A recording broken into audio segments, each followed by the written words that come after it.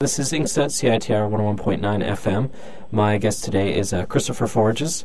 Your main books right now are Powr Masters, Volumes 1 and 2, but you're also in a whole plethora of stuff, including Kramer's Ergot. You're in, I think, all the volumes since Volume 4. Are you in Volume 3? I don't remember which number is which. I think the first one I was in was the one that Matt did the cover for. Yeah, that's the fourth one.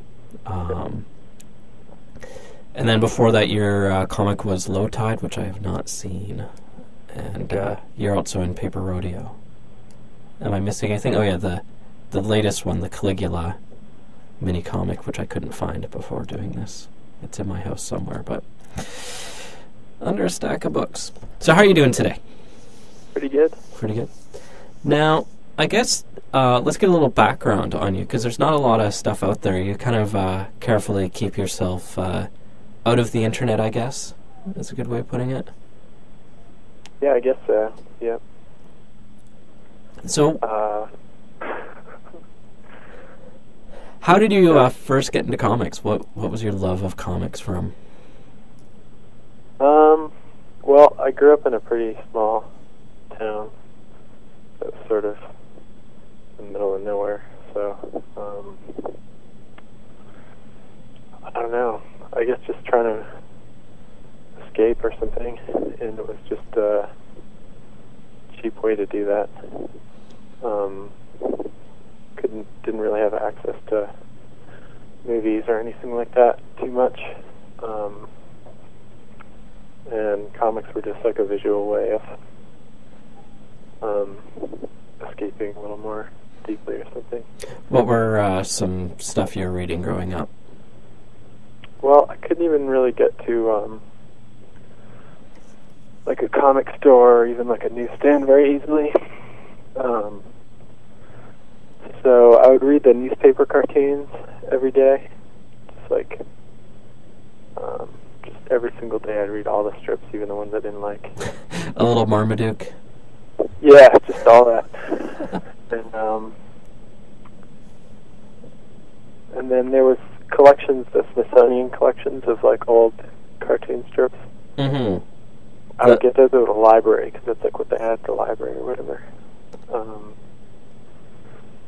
So I'd read those a lot, and then a lot of times there'd be books that were sort of about those cartoons but didn't actually print many of them, so that was really interesting. Like, because you'd see just a few panels of something, or maybe like one page, and then that'd be it. Like the one that Patrick McDonald did about Crazy Cat? I don't know, I haven't seen that book, but yeah, probably something like that. Just like, but more like eclectic, just like cut up, like collage of just like, here's the history or whatever, here's this thing and that thing, and like here's a little drawing of it. And just like moving on really quickly. And there was a lot of stuff that I was into in that way of like not being able to actually read it, but once I got a car when I was like, a teenager, I could go to the comic store, but I still didn't have a lot of money to get stuff, and then there was only like one comic store nearby, which was pretty good, but the stuff that I really wanted to read a lot of times wouldn't be there, so I'd get a copy of that. I think it's called Bud Plant catalog. Mm-hmm. Is that right? Yeah. I don't know if that still happens or not. I bet it probably does, but it's still it's still an online store and wholesaler, I think. Okay. Well, I would get those catalogs because they'd throw them out, and that was just like a phone book full of like cover art basically for different comics. So I would see like like cover for like Strontium Dog or something like that, or I don't know, just some weird like horrible comic. And I would just sort of imagine what it would be like, and I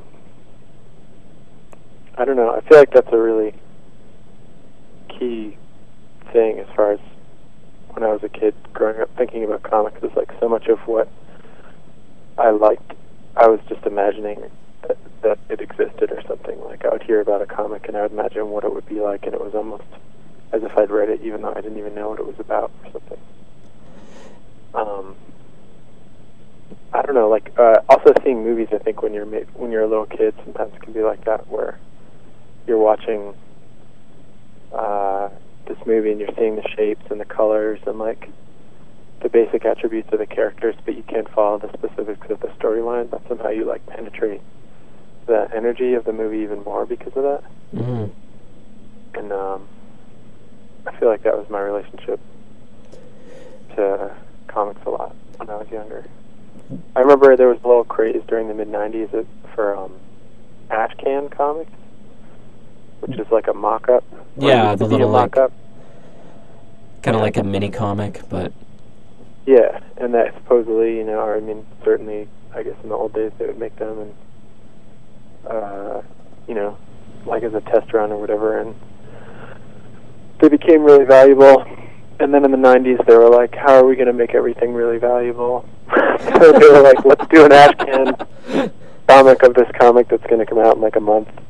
But it was cool because it would just be, they'd be printings of you know, just pencils or whatever.